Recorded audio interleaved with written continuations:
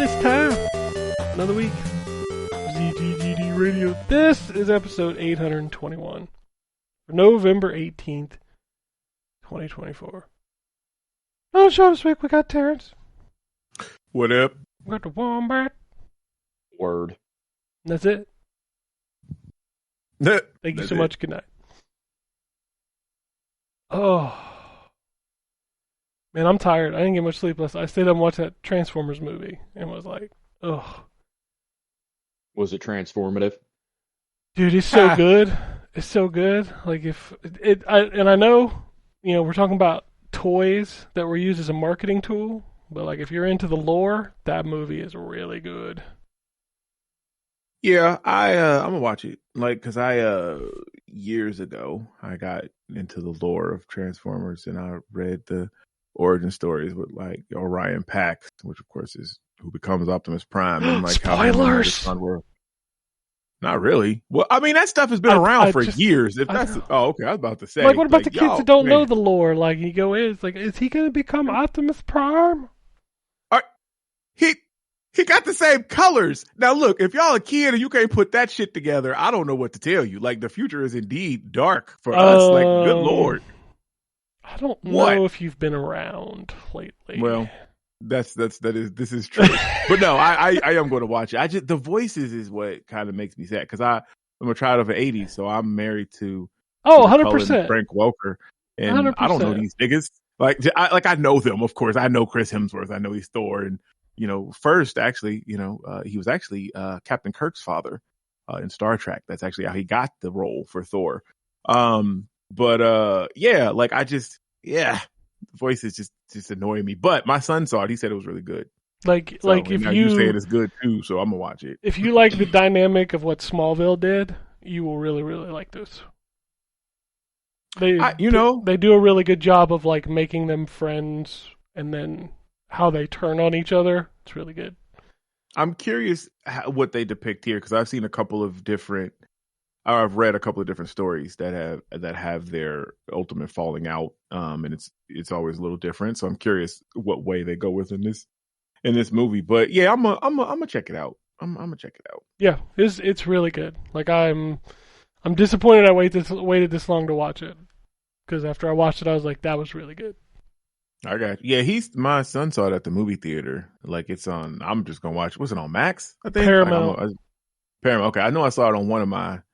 Yeah, that's what I've been doing lately, because like these movies are hitting the street. Like, you can buy them, but they're like $30. I'm like, man, fuck out of here with that. I ain't paying $30. Yeah, like, golly, and it's like, crazy because I remember Beetlejuice is coming to Max on December 6th. That's when I'll watch that. Nice. That was good. We went to see that. That was really good. Yeah, there's like 5 movies I wanted to see. Transformers, one of them. Beetlejuice, Alien, which Alien is this week, I think, on Hulu. Yeah, I'm going to see that. I'm going to watch that. So, I've not heard good things.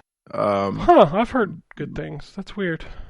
Man, well, see, okay. Well, the people that I've not heard good things from are like friends that have worked at the movie theater and stuff, and like watch a bunch. Like, they have the similar opinions as me. Whereas yours, you were very like nice about all movies. You're like, oh well, that movie was good. I enjoyed that one character, so it's a win. Like, you like take it as a plus. But I mean, I'm like, it's entertainment. Like, damn, fucking yeah. See, like, nah, I'm way more judgy with my entertainment. So Jesus Christ, what's it like to be miserable? Jesus. Listen, I'm not usually most of the time.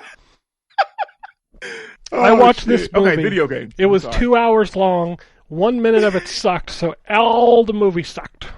Okay, I'm not that guy. Like, I'm not comic book guy with the movie. Like, I'm not doing all of that. But I could do a dissertation about The Last Jedi and probably the Rise or whatever, the Skywalker movie. What was it called? The Rise of Skywalker, right? Yeah, Rise of Skywalker. That movie. Okay, yeah. I mean, you don't need to make a dissertation about that. They're just bad. They're just bad Star Wars movies. Well, but you know what? Last There's Jedi so was many good. people. I know Terrence and I disagree on that, but yeah. There's so many people that have, whatever. But yeah, this is a totally different podcast. We're here for video games. Let me not. Well, I mean, you and Anthony ain't ever going to do that show, so I know. Like, it's funny. My wife asked me about that today. She's like, "So what you y'all good?" I was like, "Well, he got some stuff going on, and I got we gonna get it together." Like I'm about to just launch it, and then he just come on there, whenever he come on there, because I got shit to say. I want to talk about some movies and some shit. But anyway, go ahead, man. I'm sorry. Take it away. I'm the one that started this conversation. I don't know why you're mad at me. Oh, this is true. That's true. Anyway, all right. Well, you want to talk about video games? We can talk about video games. What do you got? You got anything? It's like the embargo carousel. What can we talk about this week? I actually don't have it because, like, I'm gonna get you some reviews, man. I'm sorry. I've had, dude. I still haven't reviewed Lego Horizon. You can't. I ain't got shit to say. I've been busy. It has been a week. But really, hang on, I'm trying to get this list up. There we go. Yeah, I haven't even played that. So I have that game Never on this list that I don't think I booted up. So I'm gonna have to actually play that game. Honestly, because like I said, I've had a lot of stuff going on. The most gaming time that I spent really yesterday, and I streamed it. I played that Death Note game that is, I guess, is free on the PlayStation thing this month, or was it last month? I don't remember. It's this month. Okay, yeah. But I played that for like almost like 5 hours, like that, and I didn't really intend to, but then I just kind of got into it. And like I said before, I think we talked about it before. It's a social deduction game that's a lot like Among Us. There's some differences in it, to be sure, but just like the different parties, because it's for 10 people, and it's game chat, so just the different group. Like, I made hella friends in there. Like, it was a lot of fun. The whole premise is there's 2 killers, and then everybody else is an investigator. The investigators have to run around and do the tasks of like getting evidence. So you talk to witnesses, which will describe different stuff. Like, they'll tell you, "Oh, I saw somebody talking on a transceiver in the daytime over here," or whatever. And then you work with everybody else to try to, suss out who it is that's secretly trying to kill everybody. But the killers have to steal your ID in order to be able to kill you. Because if you've read the Death Note manga or watched the anime, you know that, you have to know the name of the person to write it in the book for them to actually die.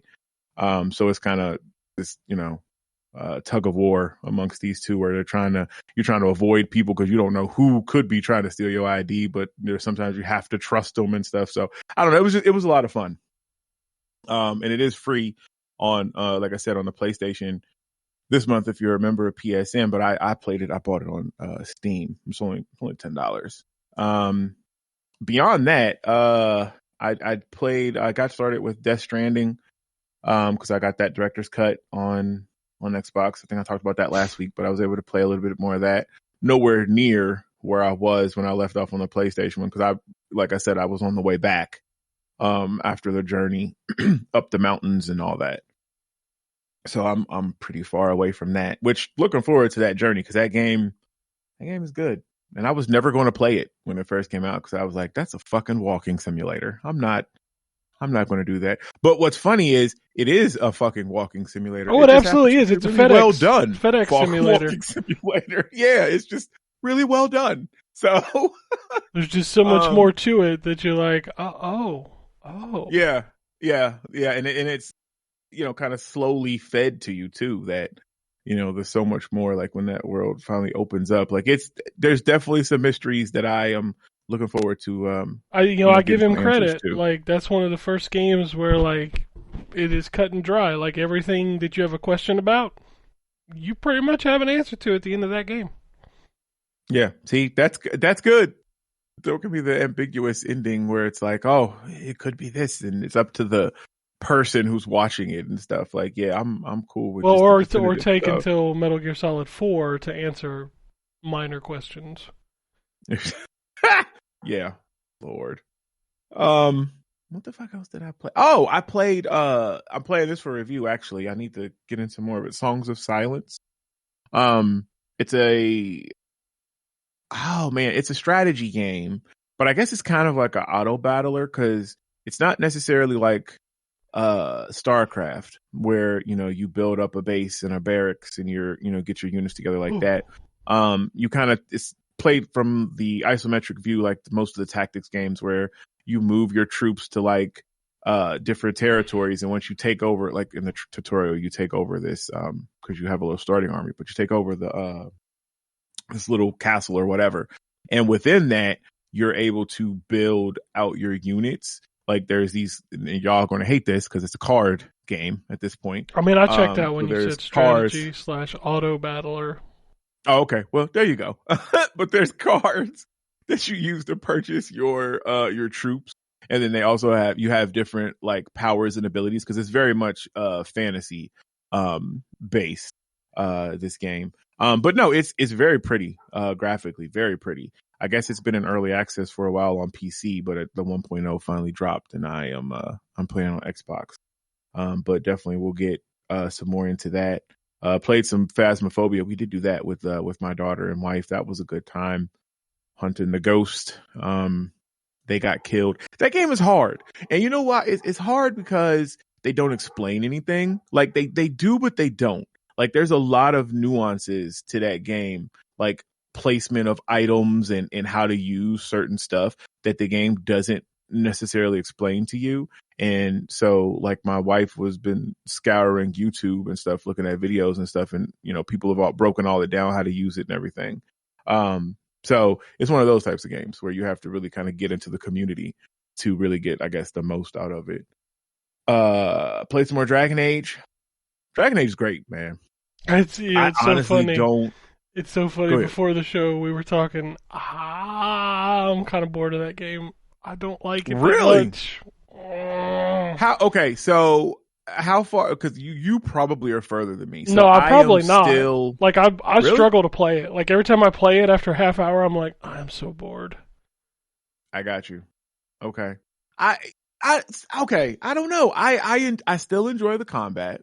Like I'm still very much in the gathering phase, like getting the people together for the heist. So I'm going after, I think maybe the last person. You way further than me. Like I went off and did some like the companion quests. I did one of those, two of those. Man, I don't know, man. The characters just ain't doing it for me. I don't like any of them except for the one that's not there. So I will say that is because I was going to talk about my problems with the game. Like I enjoy the combat a whole lot. I'm trying to enjoy the story. It's not great. It's not great. It's not great. And I really can't wait for Ryan to play it because I'm so curious how he thinks the writing compares. Because just me being, where I am on the fan scale, oh my God, no. This game does not feel. This game does not feel like. It doesn't feel like an epic fantasy adventure. It feels like a spin-off show on the CW. You guys are doing a great job of selling me on. I was worried about that. Increasing my priority around this game. I just don't know, man. You know what I think about? So I like the combat. Okay. I do. I love the combat. I love the combat. But I took a step back from it and looked at it from like a 1,000-foot distance. Mm-hmm. This game was a Destiny. You can see it.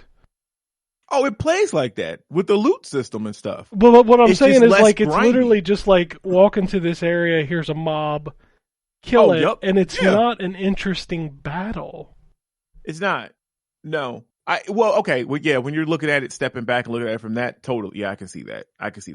But I guess I'm overlooking that because I'm having fun on the ground level of it. But you're absolutely right. It very much is just walk in here, clear this little arena, walk into the next spot, very much. And it's built around like that. What do they call it? That explosion system. What do they call that?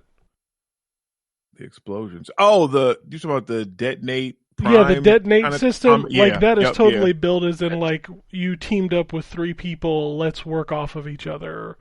Yeah. Like this game was originally a Destiny like, and they gutted it. You know what? Well, that's in Mass Effect too. The whole your powers can play off other people's powers to set off reactions. That's in the later Mass Effect games too. In this game, it just feels like in this game it just feels like you're your AI companions are just kind of there. That is one of the things I hate. Like, I do not like that you're right. They just feel like they're there in the fights. You have no real control of them. And one of my, oh my God, my fucking biggest pet peeve in this combat is the AI fucking ignores them. Everybody barrels and attacks you, Rook. Like, it doesn't matter if your people are fighting them. The only time that they will go somewhere is if you have an AI person that has taunt and you have him pop that taunt, and then they will attack them. Outside of that, everybody just comes after you. So sometimes it makes combat really difficult, especially as a spellcaster, because I got to get distance, and like I got this bull demon thing rushing me every 3 seconds, and my people are over on the side just doing whatever the fuck they doing, and I'm like, what are we doing, guys? What the hell? Like, but maybe I don't like that game. Damn it. I just gaslit him into not liking the game. Yes! You son of a bitch! Damn it! I see, you know what it is? You know what I think it is? I want to like it. I got you. And I just, like, it's very telling for me when I play a game. I'll sit down to play a game, and with Dragon Age, I'll sit down and I'll play it. And then, like, I'll get to a point where I feel like I just don't want to play this anymore, and I go to save, and it's been like 30 minutes. Oh, dang. And I'm like, okay, wow, yeah, I thought I was here playing longer, and I just really wasn't. Yeah, it's it has a lot of issues. Yeah. It is not the Dragon Age of yore, and I think we talked about this before. It just, everything just feels like it has like a gloss over it, like it has like a clean. Yeah, everything is very like clean in this world, and it's never been this clean. Yeah. Like I don't know. It's weird. Like, I think you said it best. It almost feels like a CW offshoot. Like it's a spin-off series of the Dragon Age stuff, which I guess would kind of make sense. Like, this is what's going on maybe in the more uppity areas of the uppity areas. Is that the word? But yeah, I do like the combat. I hate that I get jumped as the active player, but the story and stuff is very iffy. And the fact that there just doesn't really seem to be a lot of conflict. I don't know. It just, everything just feels real sterilized, and it's, I don't know. I'm gonna keep playing it because I'm curious if it ever shifts or, takes a turn, especially with what's at stake in the story, what they're talking about. But I don't know. I'm not really hopeful. Yeah. Right. It started off with like, oh man, this shit's going down. Yeah. Like, here's this set of baddies. Like, we gotta stop this. And then it's just like, let's make some cake. Yeah. Like, what are we doing? Yeah. Like, I don't feel any urgency. I don't feel like the world is like taking it serious. It's almost like the world's like, yeah, whatever. Well, and you know what, that's funny, because I did some of the companion quests, and at least 2 of them, because maybe I did do 3. At least 2 of them that I did felt more like a date than anything. And I'm like, well, what the fuck? We just told such and so that, these big baddies is coming and we got to get a team to do this. But you know what? Fuck it. Let's go over here and frolic in these flowers. What? I don't know. That stuff is fine as long as everything else is like picking up. But even like the story beats, like the main quests, I'm like, y'all don't really seem all that concerned. Yeah. The one, I mean, because like you said, I think I'm ahead of you. Like right now, I'm still gathering, people for the heist or whatever. All the main quests that I have are that, and then I have a bunch of side quests or companion quests, because as you do stuff with the different ones, you get that raise the bond level. Oh, have you had anyone hardened yet? Hardened? Have you had that happen? What's that? Okay, mean? So I don't even know. I'm not even sure what the fuck it means. So one of my characters is listed now as hardened. I made a decision With based on okay, so you did something they didn't like over and over again. Yes, yeah. Well, it wasn't even over and over. It was one. It was one thing. Oh, like I was on the verge of romancing this chick. Like I was being, sweet on her. And then I made this decision because you're going to get presented with this decision: do this or do this. And it doesn't tell you that there's going to be negative consequences. I guess I should have assumed that because I decided to go with this person over there. It doesn't lay any of that out, which I guess that's fine. But now she is described as hardened, which means that it's harder to create a bond. And like her picture is like red on my thing. She will not use any healing thing to heal the party. And there's something else. I can't remember what the third thing is. There's a third thing. And I'm like, what? And apparently, go ahead. Go ahead. No, go ahead. Oh, no, I guess that was, something I read it about online too, that was, I guess you can't, like, there's no way to unharden them. So like once that happens, they're like locked off or whatever. But go ahead, Ryan, what were you saying? I was just going to say there were a couple characters in the original Dragon Age that could be hardened as well, depending on the way different things go. They basically does kind of the same thing. It closes off some of their personal beliefs, basically. So yeah, that's that sort of status has been there since the beginning. I can't remember if it actually tells you though in the first game that they're hardened. Like I can't remember if it actually tells you that anywhere in a status menu or anything, but it could definitely happen. Gotcha. I did not know that. Yeah, well, it definitely tells you in this, and like you can't. That it tells you like all the negatives that comes with them being hardened, like what they won't do or whatever. I can't remember what that third one, but yeah, I don't know. I'm like I said, I'm gonna keep playing it, because I'm hoping that it takes a turn at some point, but it's whatever. Let's see. I played this real quick. Like a Dragon Infinite Wealth. I know y'all have already, but they have it was on the free trial days or whatever. For the weekend on Xbox. Yeah, I downloaded that and got to play some of that. Like the first couple of battles, I love the improvements, like the fact that you can move, like instead of them just moving around randomly, like you can actually position your people and stuff. Like that was actually and it's on sale. I may actually pick that up. Like it's like $40. All those games are great. It's just like, when am I gonna find time to finish them all? Good Lord. And that's where I'm at, because I know that game is long. And there's another one coming soon. Oh, that's the pirate one. So Yakuza is the new Dynasty Warriors. I'm just gonna say it. It does seem like that. Yeah. They have a new game every 6 months. Jesus.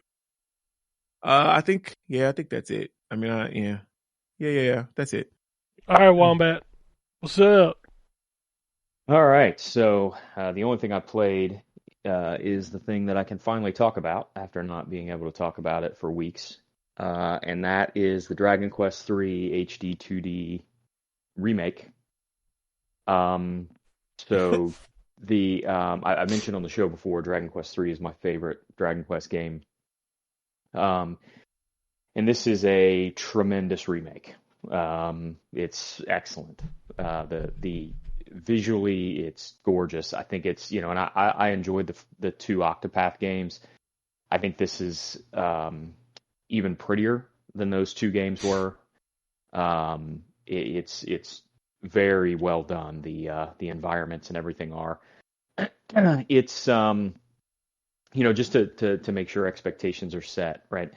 They've done a lot of quality of life improvements in this remake. So there's a lot of stuff that they've included in this remake that either was included in later Dragon Age, see what you guys have done, Dragon Quest games that in the series, or the things that were already included in the previous remakes of this game. The mobile versions, the versions that are on Switch, have some of these quality of life items as well. So you've got your auto save, you've got your heal all option in the menu, or handy heal all, which basically heals your entire party in an efficient way. You've got your a map, a super effective map, and all that kind of stuff. They make it very easy once you unlock it to use the zoom spell, which is the spell that allows you to fast travel, basically. That's super easy to use. They, added in some of the the ability to retry. So like if you're fighting a boss and you lose, you can retry the battle versus that's awesome. Previous save. Yeah, so it's super helpful. I will say though, you're going to find times in this game where retry is not the best option, because if you're getting housed by a boss, it's because you're not ready yet. Gotcha. You need to either get different equipment, you need to level up and unlock new spells or abilities, or you need to have somebody different, a different class with you or something, because this is not an easy game. So on the non-quality of life improvements side, this is a remake of an almost 40-year-old game.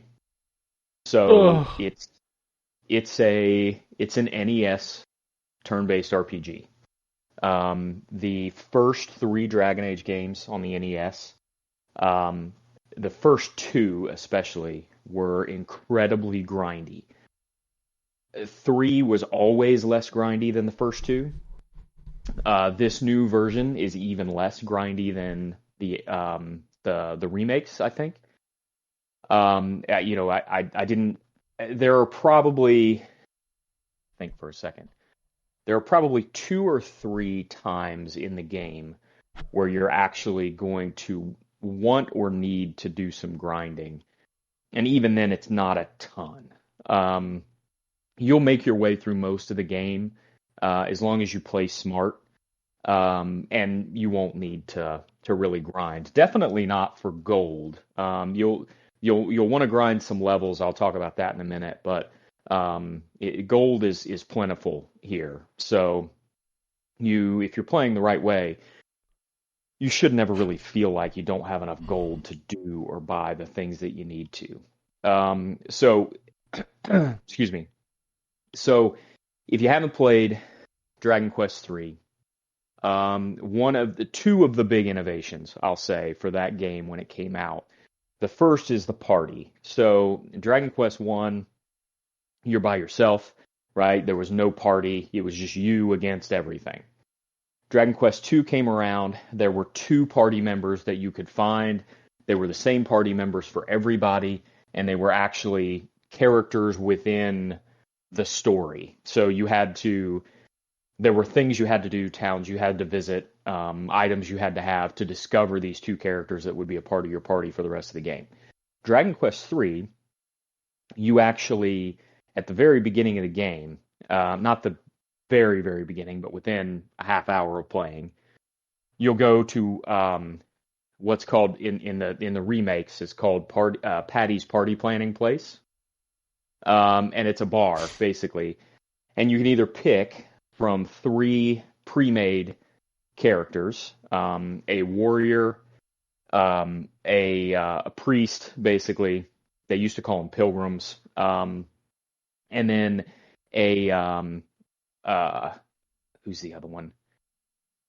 I can't remember who the other what the other pre-made character is. But either way, you can pick for one, a mage. Sorry, a mage is the other pre-made character. You can pick from those pre-made characters, or if you go upstairs, you can create your own. And so the create your own option lets you can pick their vocation, which is the most important thing, but you can also pick some aspects of their appearance, and you can help set their personality. We'll talk about personality in a minute. But the vocations are super important. So vocation is basically, just what it sounds like, right? You've got your standard classes. Like I said, the priest is really kind of your healer. You got a warrior that's wears the heaviest armor, carries the heaviest weapons, that kind of stuff. You got a martial artist who fights with limited weapons, limited armor, but gets a lot of agility and has the ability to attack a lot more frequently. Then you've got your mage class, and you've got a new class this time around, which is the Monster Wrangler class. And so I gotta say, my recommended class, or my recommended party to start, is probably hero, and then warrior or martial artist. Either one you can get by with. I tend to like warrior better. And then a priest, because you have to have a healer, and the Monster Wrangler, because the Monster Wrangler does a couple different things. There are basically hidden monsters for you to find around the world that you can basically add to a stable of monsters that you can use to fight in the new monster arena. In the original Dragon Quest III, there was a monster arena where you would basically it would tell you, hey, these 3 monsters are fighting, who do you want to bet on? And you could bet on one of them. In this one, you actually gather the monsters yourself, and you build a team of monsters to fight in the monster arena. And so the Monster Wrangler is nice because they won't run away if you have a Monster Wrangler in your party. If you don't have a Monster Wrangler in your party, there's various items you have to use or abilities you have to use to make your steps lighter or to make you, smell like a monster, so that they don't run away, basically. So Monster Wrangler lets you add them to your party easier, and when you do that, you can level up quickly in the arenas, and the arenas give you great equipment. So it's a nice way to start the game. If you can find some monsters, win some arena battles, and gather some equipment that way, it gives you kind of a boost at the beginning of the game. And you don't have to worry about being locked in, because not only can you always go create new characters if you want to. If you want to have other people in your party, you can create new characters. Or when you reach level 20, there's a place you'll find later in the game called All Trades Abbey, where you can actually change your vocation. And so the nice thing about changing your vocation is you start back over again at level 1, but you retain all the spells and abilities you learned on the last vocation. So if you were a priest before, for example, and you change to a mage, you start over as a level 1 mage, but you keep all of the priest spells that you had accumulated up to that point. So now you're basically a dual class. You have all the spells and abilities of the priest, and you start learning all the mage spells. So definitely recommend, when you get to level 20, switching some of your party members' classes. You'll want to dual class as many people as you can, not only because you keep all those spells and abilities, but every time you reset, it only takes your attributes down by half of what they would normally go to if you went back to level 1. So it actually makes them stronger. Now, it does take some time to level them back up again and earn the new spells and abilities, but usually you can find a decent amount of metal slimes around All Trades Abbey, which helps level you up much quicker. So definitely that's one of the time periods in the game when you're going to want to grind a little bit, is you'll want to reclass some of your folks and then grind them back up closer to level 20 before you move on. All that stuff was in the original game. That's not new. The Monster Wrangler class is new, but the leveling people up and switching vocations and all that stuff has been in Dragon Quest III forever. Outside of that, you do have what they call personalities as well. personalities are basically just changes the way that your character levels up. So you can switch people's personalities.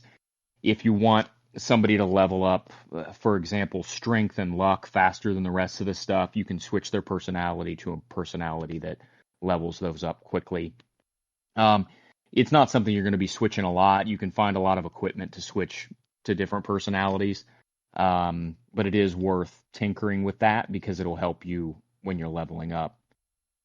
Outside of that, there's some other stuff that they added from the newer remakes and stuff, like mini medals, where you can, as you're exploring the world, you'll find different mini medals, and you can turn those in for better equipment. And basically, it's like a scale, right? So once you get 20, you turn it in and you get this. So you get 25, you turn it in and get this. You get 30, you turn it in and get this. So between that and finding the monsters in the world, it definitely encourages you to explore the map a little bit. When you're actually playing, you can make the combat as fast or as slow as you want it to be. So there's a couple things to pay attention to.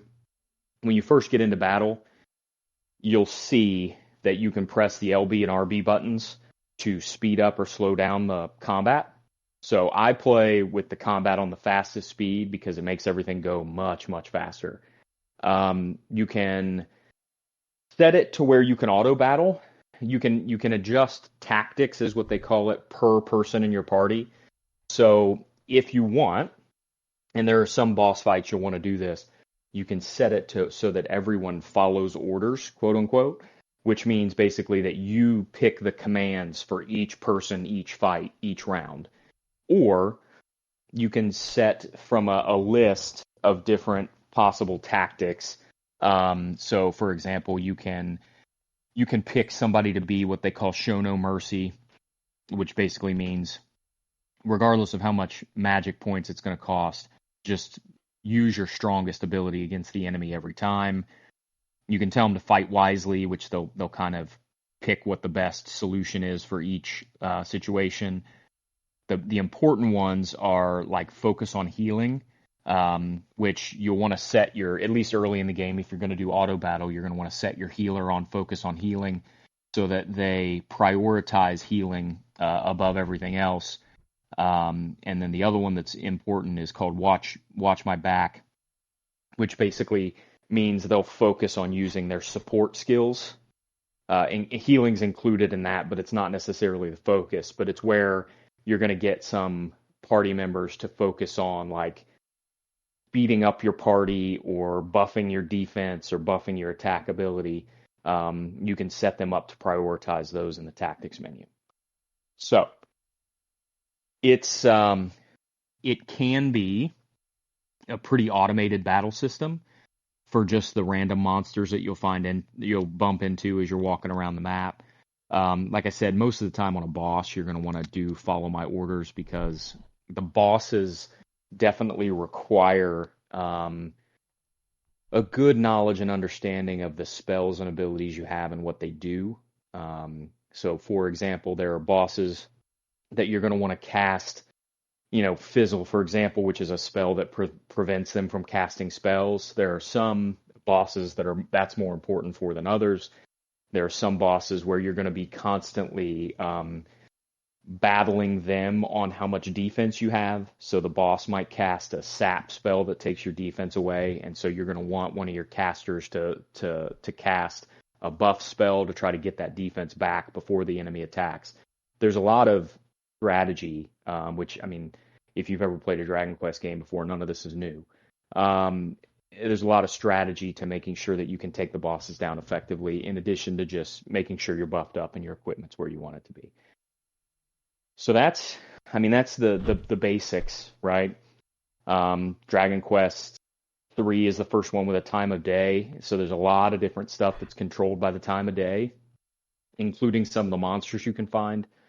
So that's another important mechanic that was brand new in this game when it came out in 1988.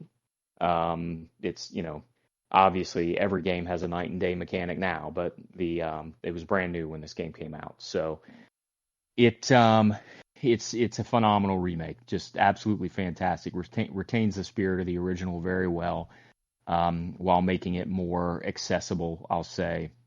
And I love the story of this game, especially the third act. And I'm not quite there yet, which is why I haven't written my review yet. But I'll probably go ahead and get my review done tonight. It's going to get a high score from me because it is an absolutely phenomenal remake of one of my favorite games of all time. So, yeah. Sure. Questions? No, I'm excited to play it. Like I'm definitely looking forward to it. I didn't know that they added new classes. You said the Monster Wrangler is the new class. Yeah. Yeah, that's neat. So yeah, and it's extra neat too because the Monster Wrangler actually gets stronger and gets more access to new abilities the more monsters you collect. So nice. As you collect monsters around the world, the Monster Wrangler class actually gets stronger and gets access to new abilities. Yeah, that's cool. Yeah, I'm definitely looking forward to playing it. It is on my list. I wonder if they keep the day and night cycle with because they're going to be remaking the 1 and 2 like this too, right? They are, yeah. I'm actually very interested to see how those remakes go, particularly the remake of 1, because 1 is actually way different than the other games that follow it, in the sense that it's the only Dragon Quest game where it's one-on-one, right? It's one monster, one hero, the entire game, right? So I'm curious if they'll retain that. It's going to be weird if they try to add a party mechanic into a Dragon Quest 1 remake. I'm not really sure how they'd even do that, but I'm interested to find out. 1 is very much a grind-heavy game. It is very much that none of the areas are gated, but they're gated by difficulty of the monsters. So Dragon Quest 1 is very much a go to this place, level yourself up to this level, and then go to this place. Go to this place, level yourself up to this level, and then go to this place. So I'm curious to see how that remake goes. It's the next one, so hopefully it'll be as good as this one. The other thing, by the way, that I should mention is, for anybody who doesn't know, the NES Dragon Quest games especially were the very much you have no idea where you're going to go or what you're supposed to do next unless you talk to everybody you come across. And so in order to know, oh, okay, this is what I should do next, or oh, okay, this is where this item that I'm looking for is probably located, you got to talk to everybody. And the nice thing that this game does is, you do have the option to turn on objective markers. That's really only going to help you with the main quest, but it will show you on the map where you should go next for the main quest. So if you don't want to kind of fumble around and stumble around and talk to everybody and try to figure out what to do next the old school way, you can turn on objective markers and it makes it a lot easier. The other nice thing is that you have the ability in this game, if you talk to an NPC and the NPC says, oh yeah, I know where XYZ is, you got to go northwest of this village and it's, in this castle or whatever, you can press the start button and it will save that conversation to a recall menu, so that when you're out in the field or when you're out doing whatever you need to do and you're like, man, what did that person say? You can pull it up in the recall menu and you can read the entire conversation that you had with that NPC to remind yourself where you're supposed to go. Nice. Which is super helpful because these NPCs will give you a lot of information, and it's not easy to remember unless you're either writing it down or using the recall feature in this game. So it's definitely a helpful addition. And that's it. All right. Whew, it's weird they did 3 first. That is weird. It's not actually. So three is the first of that trilogy, even though it was the third game. Chronologically, it's the first. Well, I just mean, like, you're doing 3 first. Like optics, it's like, well, figure you do 1, 2, 3. It does look weird for folks that don't know the story, but 3 is a prequel to 1, so it makes sense to start there. All right. Let's see. What can I go through? Well, I've had a lot of embargoes. I think I talked about the Horizon Forbidden West. No, not Forbidden West. Zero Dawn. Sorry. I get confused. The remaster, I think I talked about that a couple weeks ago. My review's up for that now. For $10, sure. It's fine. It's hard to go back to that game, though, when you get the amenities of the second game, like the better climbing, the glider, all that stuff. It's hard to go back. Lego Horizon, I mean, you've seen the trailer, you know exactly what it is. It's collecting studs is Aloy. It's the story of the first game, but lighthearted. Yeah, that's what it is. Like, you know if you want to play it before you play it. That's what it kind of is. Tetris Forever is the third in the Gold Master series from Digital Eclipse, and it's amazing. It has some really good Tetris titles in there. I do really like the new game. So in the new game, you've got a normal game of Tetris going, and then when you hit a certain threshold, it like flashes back to a different older version. So like you can be playing the new one, and then when you get so many lines, it automatically jumps back to like the Game Boy version, or even the original ASCII version. And then you kind of have to survive for a little bit in that mode, and then it goes back to the regular. It's really cool. That's neat. Yeah, like that was really fun to play. And then, I mean, obviously you've got the museum of all the games, but then you've got this like really, really good like interactive documentary about Tetris, which is incredible. Digital Eclipse, it continues to preserve these old games and give you insights into them, and I absolutely love the Gold Master series. So I'm really excited to see what they do next. Also played the Volume 2 of the Irem collection, which is a really weird collection this time. So it only has technically 3 games on it, and most people are going to be like, what the hell are these games? But it includes Gun Force 1 and 2, and then it includes Air Duel. And Gun Force is important, but most people don't know what it is. It is literally made, excuse me, it's literally made by the people who go on to do Metal Slug, and it is Metal Slug before Metal Slug existed.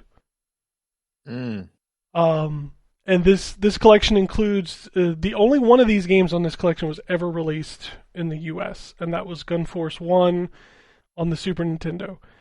They're all 3 arcade games, and all the arcade ports are in here. Gun Force 2 never came out in the West, so this is the first time you've been able to play it, quote-unquote, legally, which is really cool. And then Air Duel is also kind of the same people, and it is very much a 1942 style shooter, so it is kind of like the palette for those kind of games from the arcade. The cool thing about Air Duel is that you can like change your ship up every level. So like in one level you could just be like a regular like fighter jet, and then the next level you're like a helicopter. It's really good. All 3 of these games are really good, but they're not household names because this was kind of like when the developers were learning and kind of honing their craft, and then eventually, like I said, Gun Force goes on to be the same people who make Metal Slug, a lot of them. So it's even got like the vehicle levels and stuff in it. It's really good. It's really, really good. I also play a little bit of Death Stranding, but not a lot. I booted up Rage of the Dragons Neo, which is the new. Well, it's not new. It's like a remaster of the original. And And like, I just got walloped. I don't know, that game is super hard. But it's a 2D fighting game that nobody remembers. So,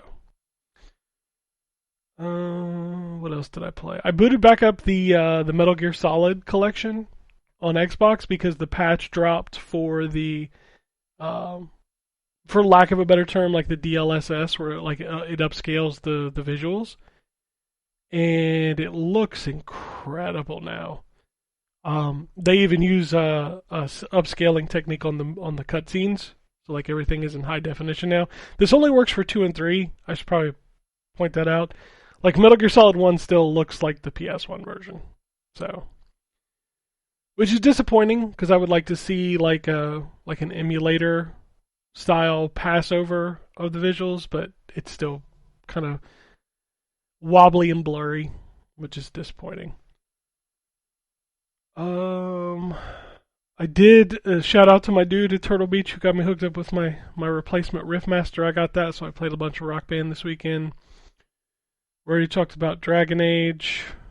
I did a couple more games on PS5 Pro. God of War Ragnarok, just toyed around with it.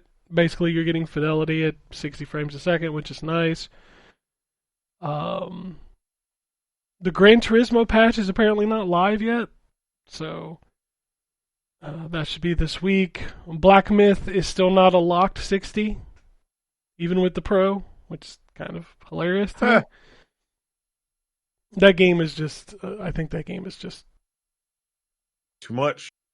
I don't want to say poorly optimized, but I also kind of want to say poorly, like, I don't know. Like, I feel like you could get that game running at 60 locked on a PS5 Pro. I mean, for God, fuck, I hope so, right? Yeah, it definitely, I mean, I mentioned last week when I was talking through it that I feel like it's definitely got a memory leak problem somewhere because like I said, I was having issues where my menus were slowing down. Yeah, that's something wrong. Until I quit out of the game and restarted my PlayStation. So it's definitely got I think a memory leak issue somewhere on PlayStation. I don't know if it exists on the PS5 or not. I haven't played it on on the PC or not. I haven't played it on PC, but it's definitely got an issue somewhere. Yeah. By the way, let me mention, because I completely forgot to mention, I have played the entirety of Dragon Quest III on the Steam Deck. I haven't played it on anything else, and it has not dropped below 60 the entire time. So if you were thinking about getting the game on Steam Deck, obviously it's not the most technically imposing game anyway, but it plays fantastic on the Steam Deck. It works perfectly. Awesome. It's always good to see games being optimized for that, which I think that's the most brilliant move about the Steam Deck is that they made a proprietary system that people could optimize for. Yep. So, what else did I play? I think that's all the games that I played, like the big ones anyway. I did check out a couple pieces of hardware. So I got a SCUF controller for both Xbox and PlayStation. I think the PlayStation one is like better than the DualSense. Like that thing is incredibly well built. It's got rubber grips. It just feels great. Also, the paddles are removable because they all should be.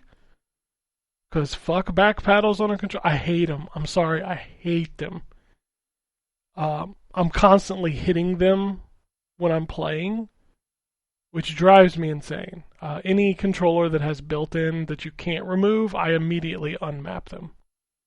Because I just feel like I'm constantly hitting them. The Xbox version has the back paddles that are not removable. So I played probably about 3 or 4 hours with that controller. I gotta say, it kind of made my hand hurt. I don't know if it's the way it's designed, the back pedals or whatever was going on, but I didn't care for it. Also, it's hilarious that this is a premium ass controller and it uses AA batteries. I'm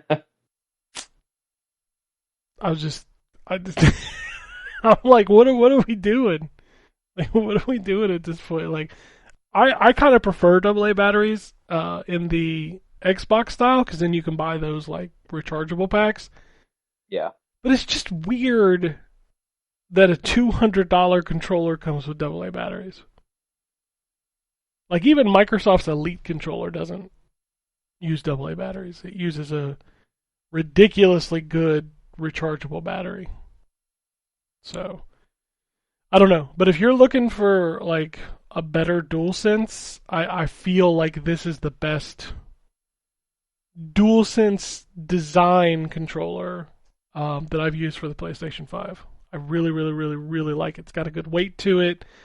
Like I said, it's got the rubber grips. The sticks feel good. And also with SCUF controllers, you can literally just pop the faceplate off and change it. Like they sent me Call of Duty ones, so I have the big-ass Call of Duty design on the front of them.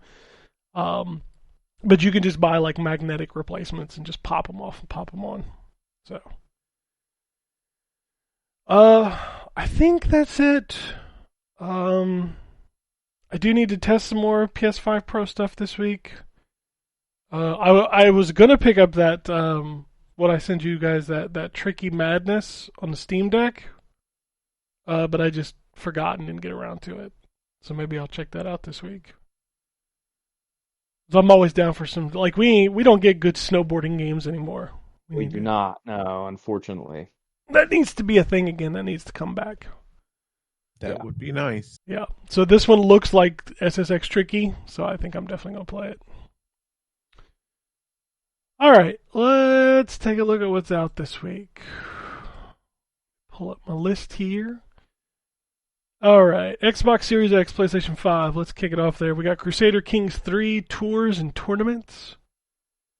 The Ultimate Hard Drive Killer, known as Microsoft Flight Simulator 2024. Genshin Impact, making its way to Xbox this week. Another hard drive killer, Xbox is getting Stalker 2, Heart of Chernobyl. It's finally out this week. Anybody gonna check it out? Genshin Impact wasn't already on Xbox? No, Miyoho games have never been on Xbox. This is the first one. Huh. This is the first one, yeah. Interesting. Yeah. I'm not aware it was not already on there. Yep. And this is the only one they've announced so far. Like all the other ones haven't been announced yet. I don't know if I'm going to play that Stalker game. I never played the first one, and I don't have a memory card for my Xbox. Like, I've been rocking just that little whatever they give you, like, and I ain't got space for that because ain't it like almost 200 gigs or something stupid? It's 100, like Call of Duty size. 120 gigs is Stalker 2. Yeah, that's crazy.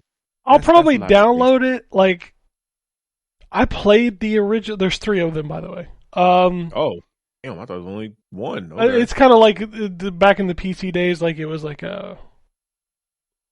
like Blue Shift. You remember Blue Shift? Oh yeah, the Half-Life. Oh, you know what? I did play that today. I bought Half-Life because they're giving away Half-Life 2 because of the anniversary on Steam.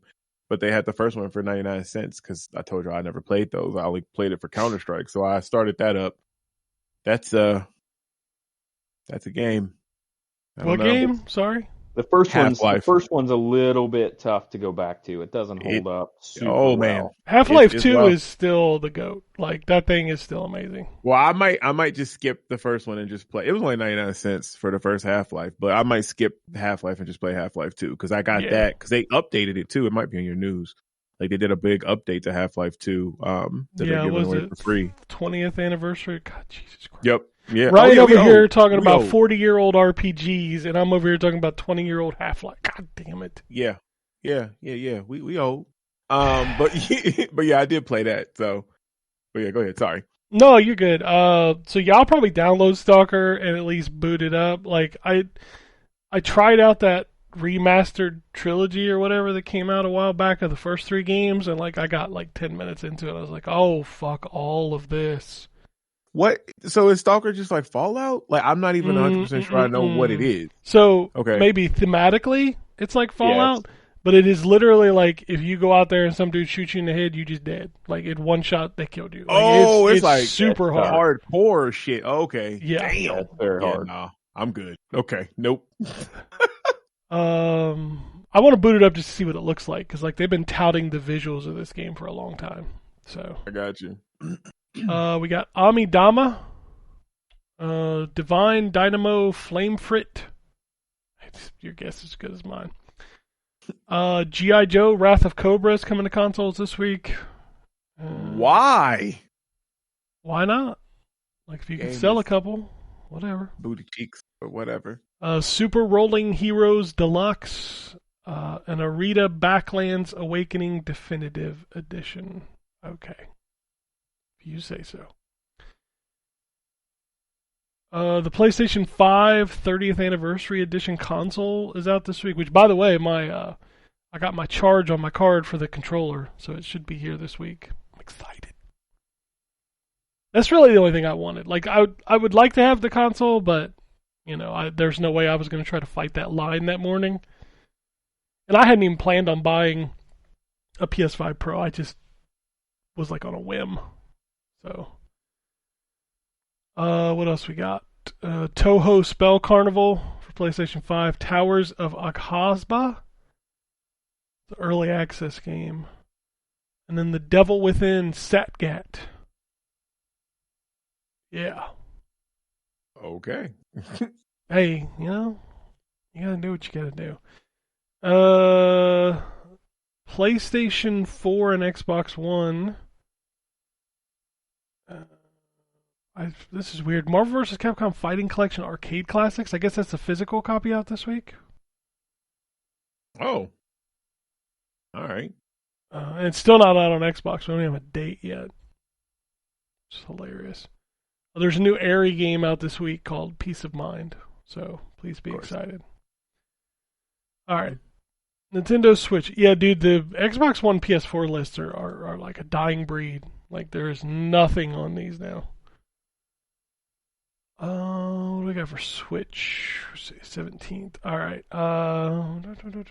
Stray coming to the Switch finally. Spelagus. Amber Isle. Blackout: The Darkest Night. Car Mechanic Shop Simulator. I mean, is there really not one called that yet? I guess. Like, apparently not. Cook for Love. There you go. Egg Console, Gardic MSX. Eraser versus Ruler. Okay. My friends, we need a new Switch. I'm just saying. Extreme City Delivery, Bike Ride Simulator. Flight Attendant Simulator, Onboard Tasks. Haka Kudoku. Homecoming Kitaku. Ichima-san. Idle Devils. Jet Combat Cats vs. Dogs Military Simulator. Locomotive. On Your Tail. Prison Princess Trapped Allure. Oh my. Real Hentai 2.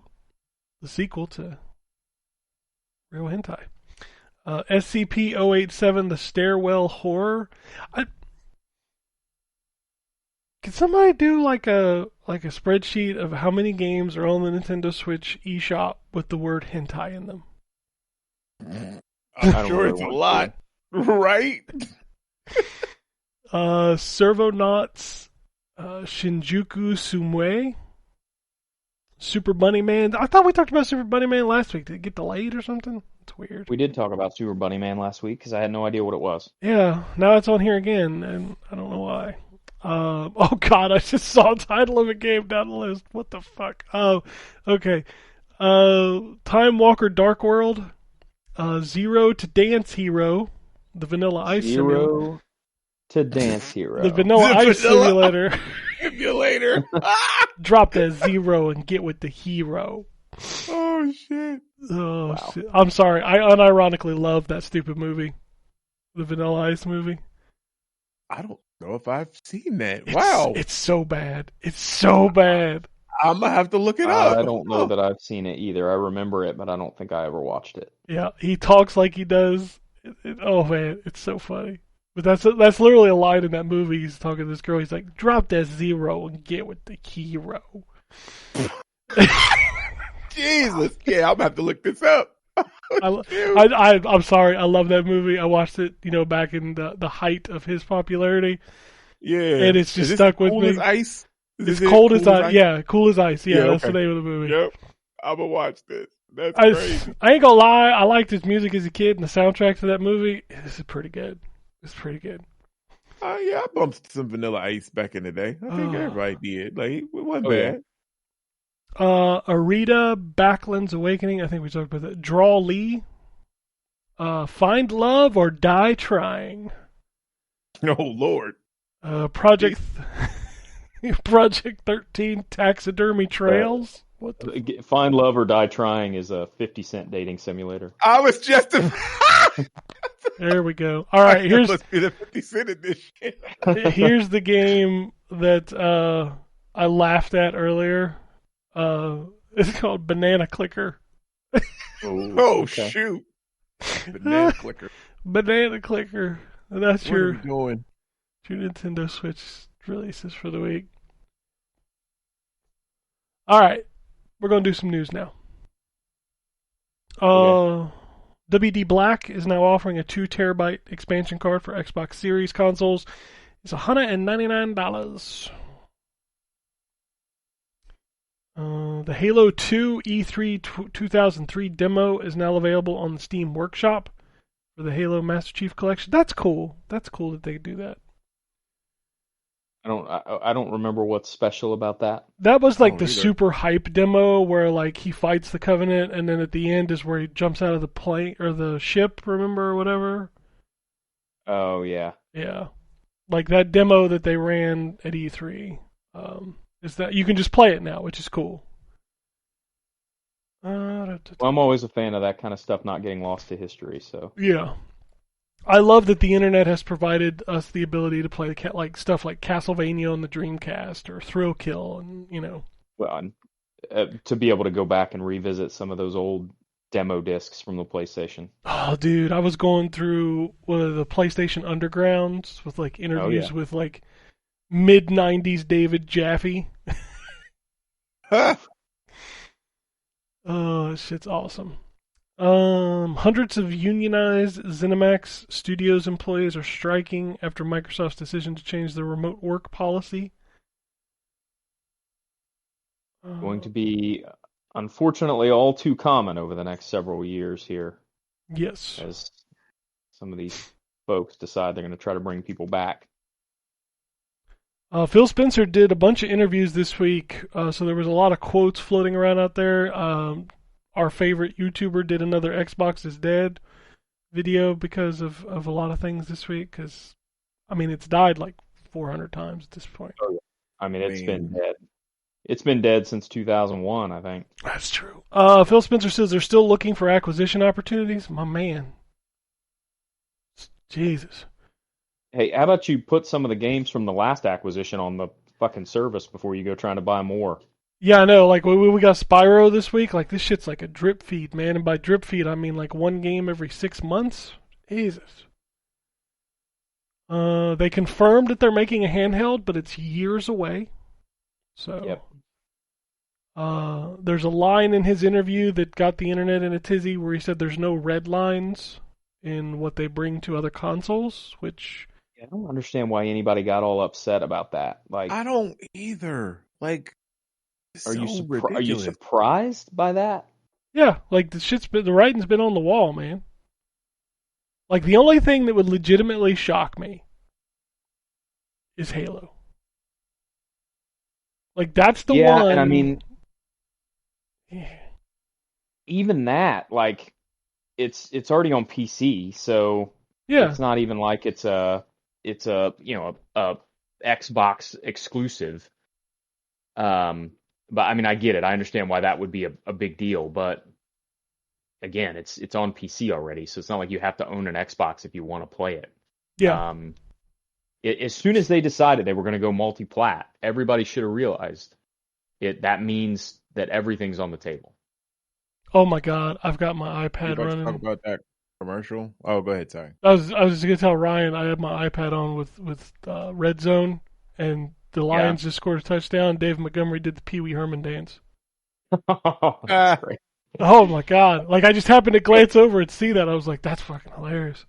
Go Lions, by the way. Yeah. But yeah, no, I just think Halo would shock me because it's like that's the game people associate with Xbox.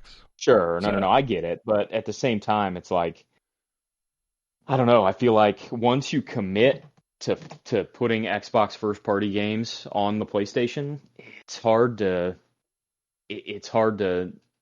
see an opportunity like once that seal is broken, it's hard to see an opportunity like Halo and not say, man, we could sell a lot more of this if we put it on PlayStation 2. 100%. Yeah. Like it's good for everybody. Like I don't understand. Like the only thing this is bad for is fanboys. Like that's literally the only people it's bad for. Because Microsoft, what was it? So, like the Call of Duty thing, I don't know if that's in the news, but Call of Duty's now most played on Xbox for the first time in like 10 years. Oh, that's good. So, like, that's the Game Pass. That's Game Pass, yeah. Yeah, Game Pass impact. 100%.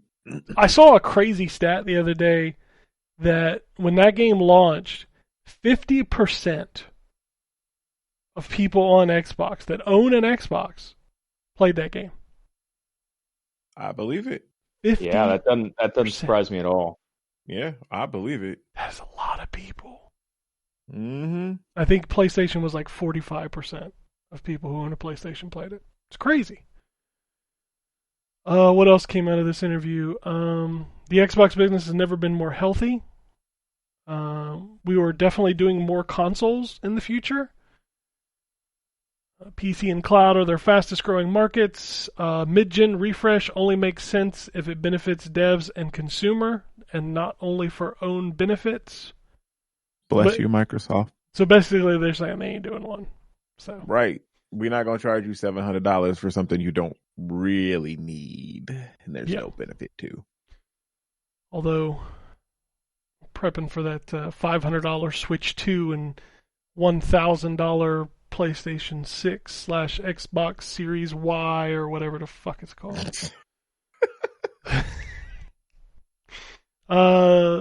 Xbox released a documentary for South of Midnight, which I started to watch, and then I was like, you know what? I don't want to have all this stuff spoiled. Also, they confirmed in that documentary that you can kind of turn off the stop motion look to it if you want. Yep. Oh, that's cool. Yep. That's good. I watched it. That's just like the what PlayStation does with that Spider-Man costume, because you can turn that off on the Miles Morales suits. Yeah. Oh yeah. That weird little frame trick that they do. But yeah, I watched that documentary. I am so excited for that game. Looks amazing. Oh my god! Really looking forward to that one. It seems cool. I really hope, really hope this is not another Compulsion Games bait and switch.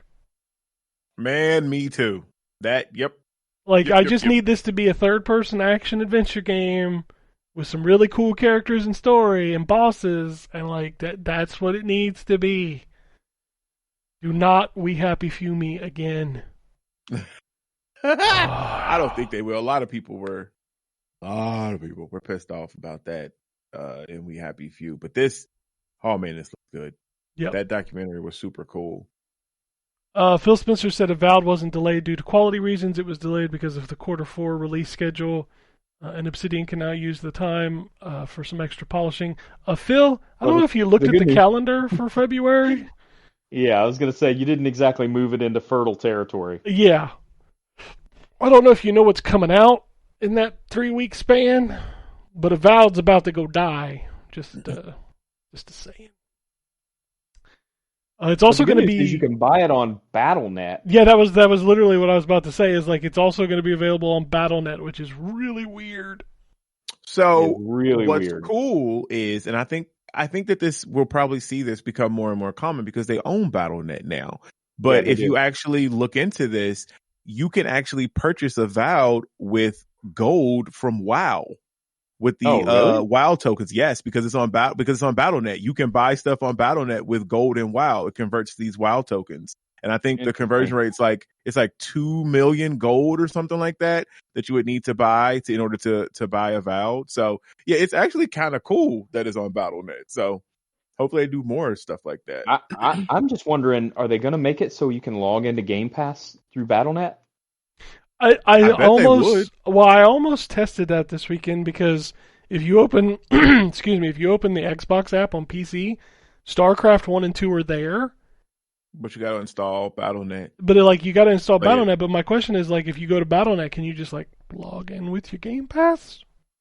You know what? I'll let you know. Hold on, because I didn't try that because I already own all of them StarCraft games, so I figured it wouldn't give me, it wouldn't show me what I was. I figured they would just update. I figured they would just update BattleNet with a log into your Game Pass subscription here.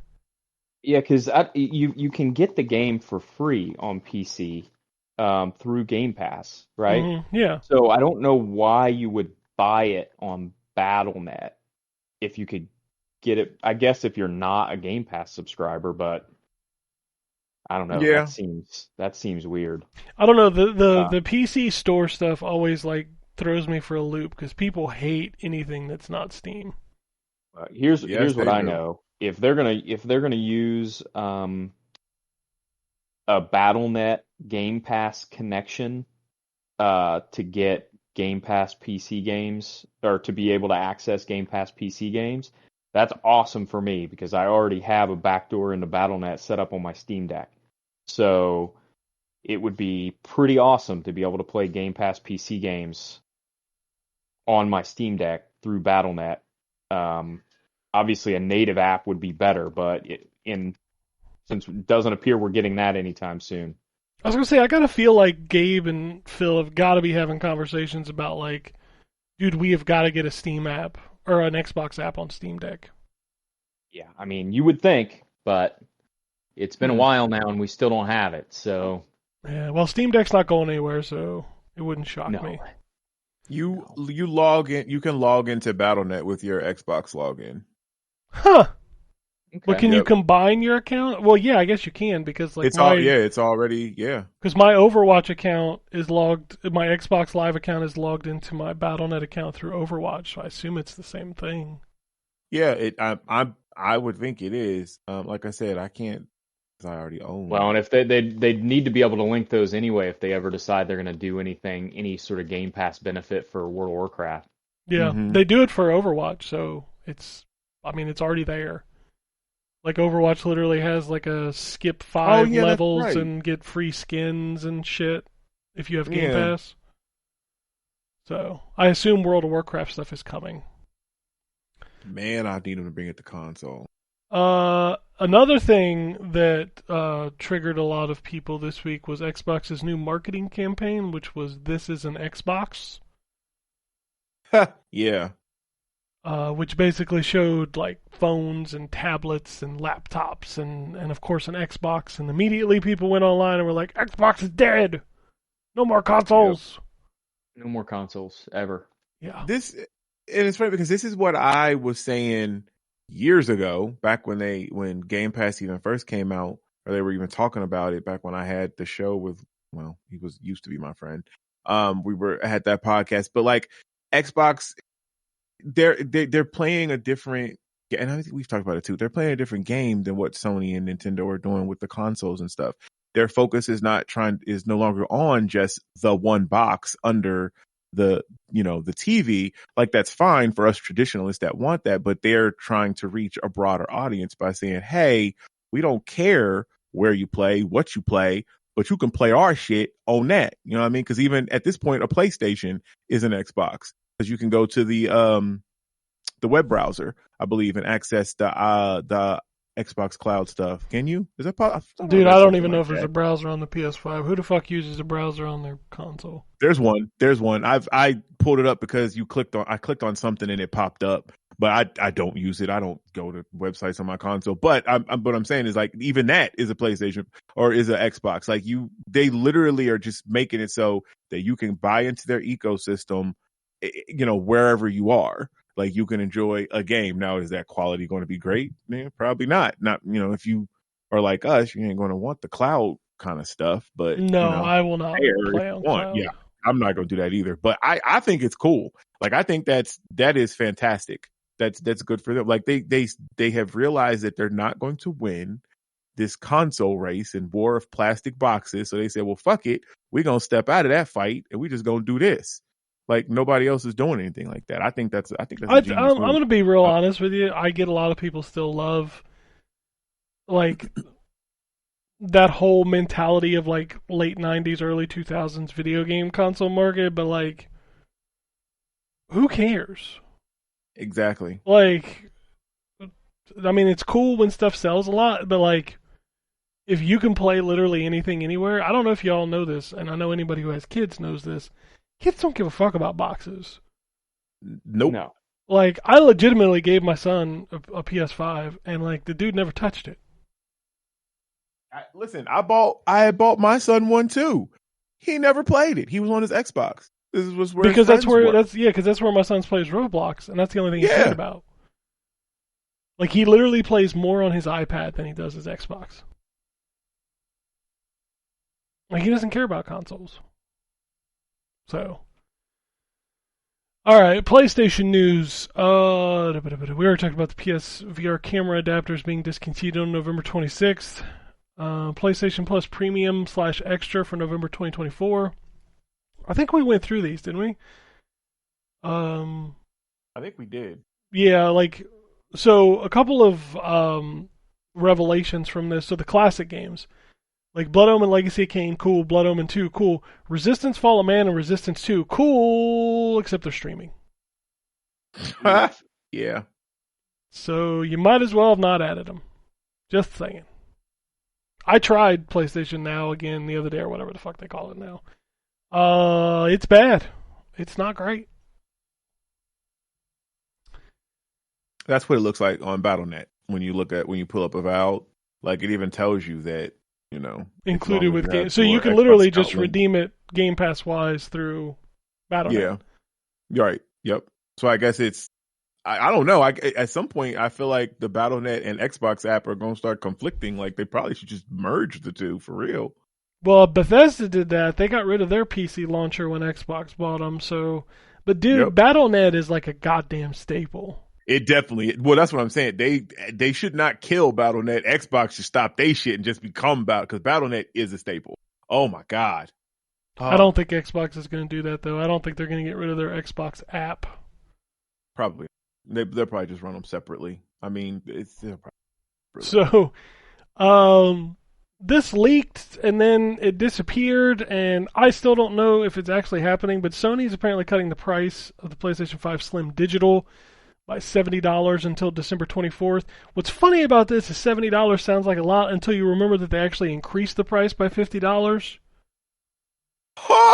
So it's actually going to be put like what, close to what it was at launch? So at launch it was $399. They upped it to $450, and now it's back down to $379 just for this sale. So nice. Yeah. Sony really wants you to like Horizon. They're reportedly releasing a second Lego Horizon Lego kit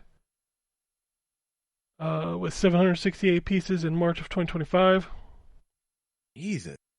They really want you. Dude, Sony's released 2 Horizon releases this year alone. Yeah, they are pushing Horizon. They really want Aloy to take off. Man. And then the 5th Astrobot speedrun level, 5th and final, Rising Heat, is now available. I didn't realize that those levels you had to like beat the time to unlock the bots. It's not like you can find them. So, like when you start the level, there's these 2 birds that start going, and you got to beat them both to the end. And that's how you unlock the 2 bots. And as soon as I realized that, I was like, man, I ain't playing this level over and over again. I don't care. Nintendo news. What we got here? Nintendo has added Wii Sports soundtrack to Nintendo Music. Super Nintendo World's Donkey Kong Country opens on December 10th at Universal Japan. Next year in Orlando. After 29 years, someone found a new cheat code in Donkey Kong Country 2. Who was trying? Like what? Okay. I don't know. What's the code? Enter pause screen, press right plus Y, left plus A, up plus B, down plus X. You want to guess what it does? What? Stage select. You can now exit the level at any point and return to the game's overworld map. Cool. Who figured that out?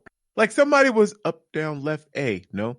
Up, down, left B, no. Like what were you doing? Playing Donkey Kong Country 2. Playing Donkey Kong Country 2, man. Yeah, he's playing yeah. All right, man. Carry on. Nintendo has sued a streamer who uploaded material of emulated games pre-release, shut down his channel, but he simply opened others and said he can do this all day. Motherfucker, don't do that. Yeah, that was real dumb. Yeah, don't do that. Don't fuck with Nintendo's lawyers. Jesus. What else we got here? Release dates. Yeah, Overwatch Classic is available November 12th. Yeah, I played that. How's that going? Launch Overwatch. I played it one time, like 5 games. And I was like, yep, this is what Overwatch was at launch. It's kind of fucking chaos. Yep. And I can only imagine. Hanzo Storm Arrow is still the GOAT. Still the GOAT. As we mentioned, Spyro Reignited Trilogy, now on Game Pass. About fucking time. World of Warcraft, or Warcraft Direct, what we got here? World of Warcraft Mists of Pandaria Classic launches in 2025. Jesus Christ. You're basically just recycling the whole game, right? Yeah, that's what basically they're doing. What they've been doing. Yeah. It's hilarious. I mean, that's the entire purpose of Classic, right? Yeah, but like at some point, where do you cut it off? You know?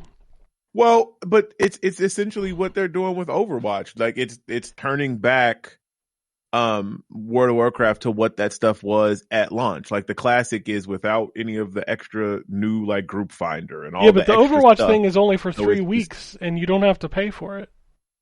True. Well, the Overwatch thing is also one little self-contained thing of multiplayer and not a whole gigantic world. But let's not split hairs about this. Oh, to some people, Overwatch is a world, Terrence. Oh my God, this guy. And not to me. I don't give a fuck. Like, I stopped caring about the lore back in, like, I don't know, 2018. Which is sad because I really wanted to care about the lore. You but they probably should have stopped caring about the lore as soon as Blizzard stopped caring about the lore. That's about man. Yeah, as soon as they decided they were not going to do the single player stuff that they said they were going to do. Yeah, I don't know what they're doing. I know what they're doing. They're making a lot of money. That's what they're doing. That is for sure what they're doing. Stellar Blades Nier Automata DLC is coming soon, November 20th. Also, it's finally gonna put it in the photo mode. Oh. Yeah, you can say it. Doesn't that game have a whole lot of creepy people attached to it, like that are fans of it, I guess? Well, fans, yes, they are very horny. Very. Oh, like, Lord. I've seen people. That's a little scary with a photo mode. Dude, wait till it hits PC next year. Oh God, the mod. Oh my God, yeah. The developers at least know who they're developing to because they redid the jiggle physics. What?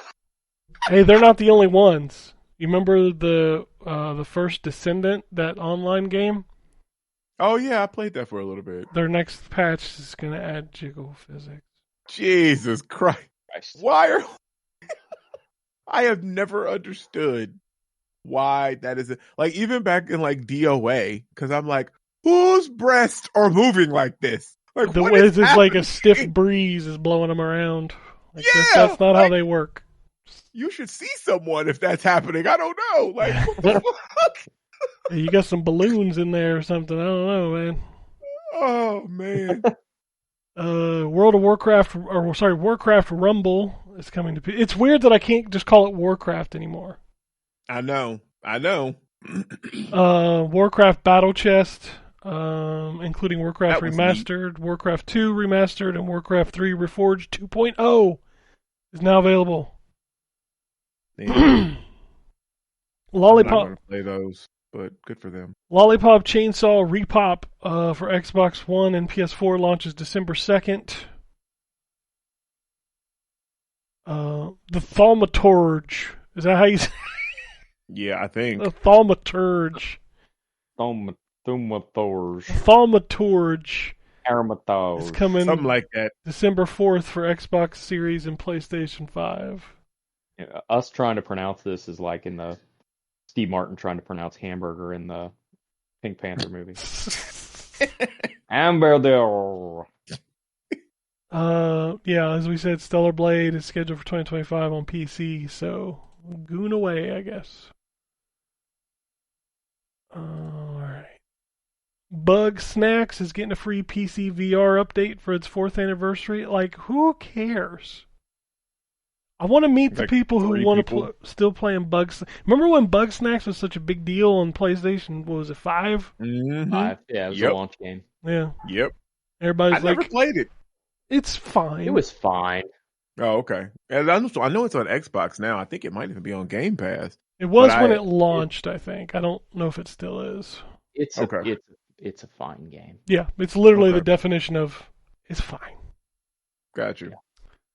Yeah. We already mentioned it, but G.I. Joe Wrath of Cobra coming to consoles this week. Sea of Stars free update Dawn of Equinox is available now. Still need to play that. Yeah, that game's really good. I fell off and I should go back because it's really good.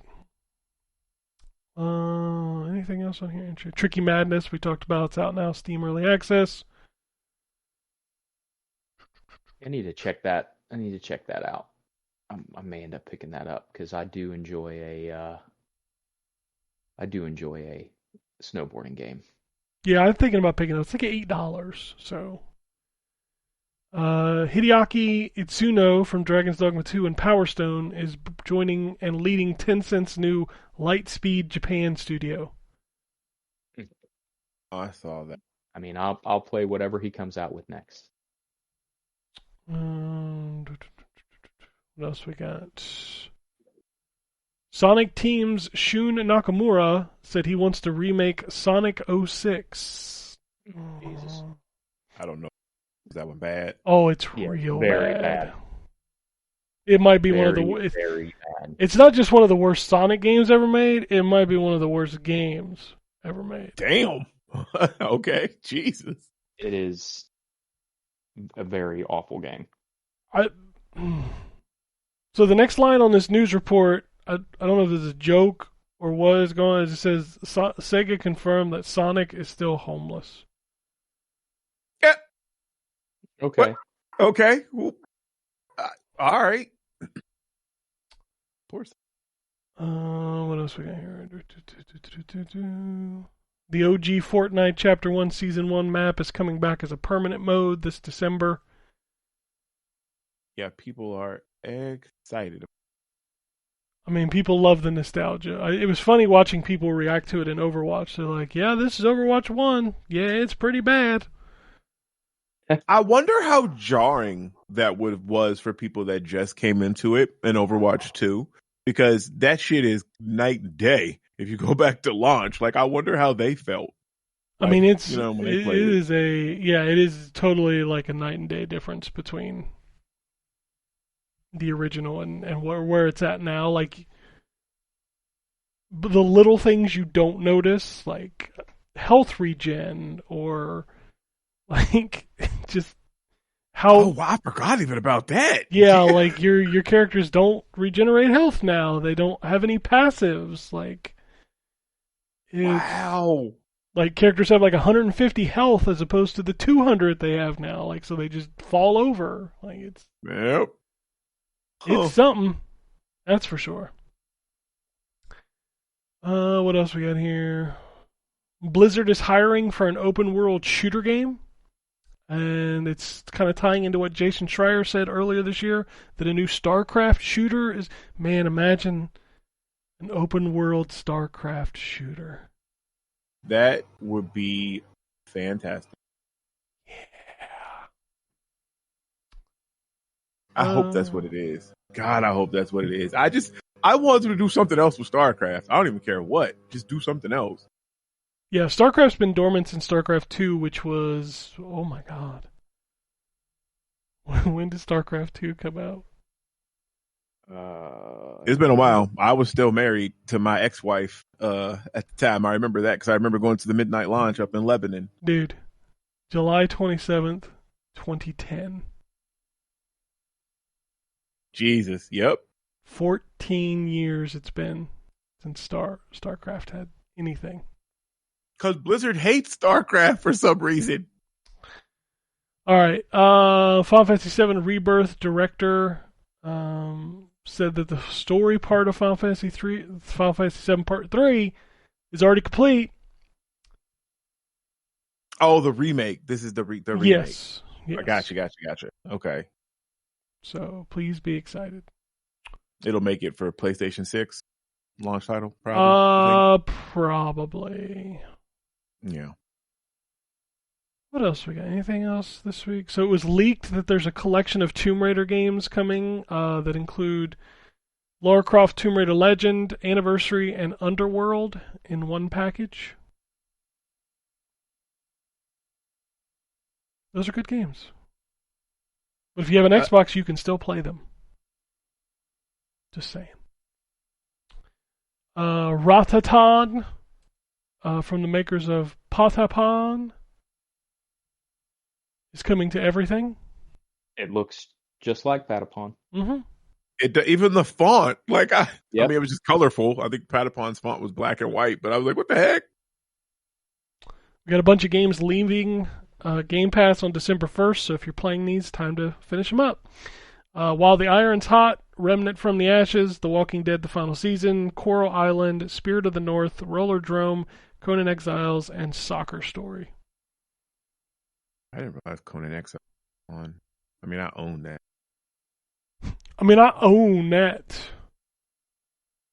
Own it. Mm. All right. Let's go do some news. We just did news. Never mind. You mean the emails? Let's not do news. You don't want to do it again? Reverse. You sure? Reverse. We're going to do some more news again. Emails and skeets. Sorry, you shouldn't call them skeets. That's what they're called, though. Like I saw somebody posted on there too. It was like, let's see what the skeets are on about today. I was like, yeah, that's what they're called. Oh, stop it. All right. First email comes from Dan. It's just a PSA. He says, hey, all, just a quick PSA that until the 28th of November on Humble Bundle, you can pick up everything Civilization for about $20, all DLCs included. I actually grabbed that. Cool deal. Yeah, I grabbed it. I'm not a Civilization guy, but that's a cool deal. Yeah. It even had like After Earth that came out when I was younger. The Will Smith movie? I remember liking that one. Yeah, no, it's not. That was awful. No, this was a game. Actually, I think this game didn't review that well, but I enjoyed it. Welcome to After Earth. But in space. Directed by M. Night Shyamalan. Yeah, that movie wasn't. That's not it. It's not it. All right, the second email is long, so bear with me. Shogun here. I hate to send a super long email, but the X conversations about... Man, it's Twitter. Come on. About gaming is at peak levels of toxicity. Let's be honest.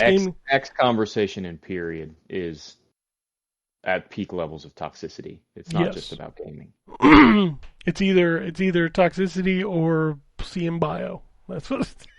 Yep. Yeah. Unfortunately, that is true. Yeah. Let's be honest. Gaming with bots. Yeah, bots are really bad. Let's be honest. Gaming news is at an all-time low, and YouTubers are scrambling to find new topics. Grifting off Xbox hate is very lucrative. I'm tired of gaming journalists, that's in quotes, and insider influencers, in quotes, trying to control the narrative. In my personal opinion, I think Microsoft has already been ahead of the industry from the beginning. Broadband in a console, hard drives, headsets, lobbies, optic matches, skill-based matchmaking were all key features in the original Xbox. Very true.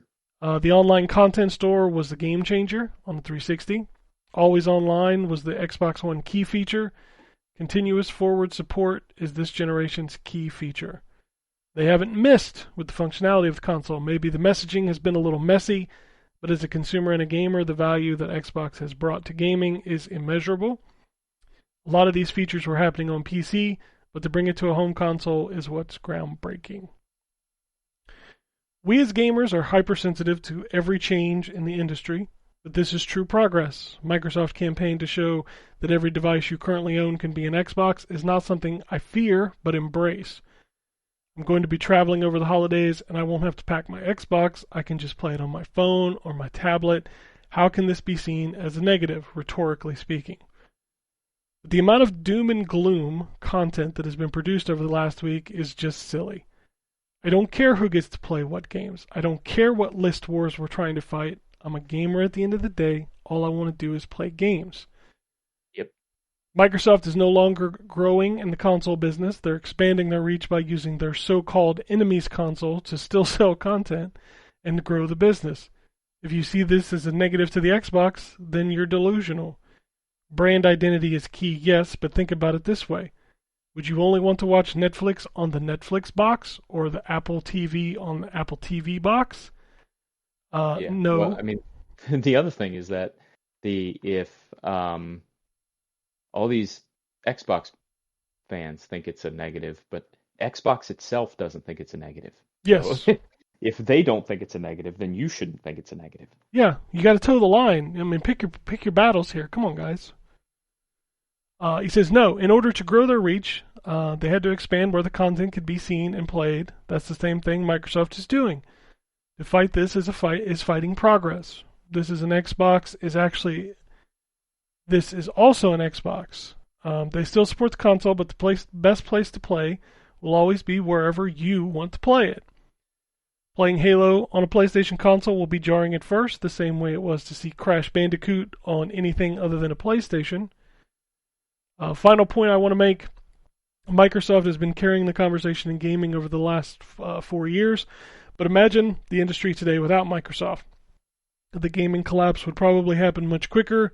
There hasn't been another company changing the game as much as Microsoft is currently doing. They always get backlash, but nobody gives them credit. I support gaming wherever you want. I am an Xbox. I am an Xbox is always funny to me. No, I think everybody should be happy that Microsoft is in the game and making consoles. I don't think that insulates them from any criticism. No. Especially with some of the stuff that they've been doing over the last couple of years with respect to consolidation and buying Activision Blizzard and all that. But I don't think anybody or everybody should be grateful that we have three relatively strong console makers in the marketplace. And three very different now. Right. Like PlayStation is your traditional late, mid 90s, early 2000s, like game console. Nintendo is wild and wacky and makes the best games. And doesn't give a shit about fidelity. And then you got Xbox who's like, man, play it on your toilet. I don't care. Right. Like, just play it everywhere. Like, I don't know. As long as, like as I've always said, as long as they don't stop making hardware, which it doesn't seem like they're not going to, and I get to keep my library, I don't really care. Right. Like, put the games everywhere. All right. I will pull up both the Twitter and the Blue Sky, which, yes, you can follow us on both. Same handles at both places, ZTGD Radio on both services. I did set up my username now, so my username on Blue Sky is ztgd.com. I don't have the little .bluesky.social thing on my username anymore. Nice. So I'm fancy. All right, we'll do Twitter first. Jeremy says, hey, gents, it was a surprise to hear Drew and Matt pop up in the old podcast feed.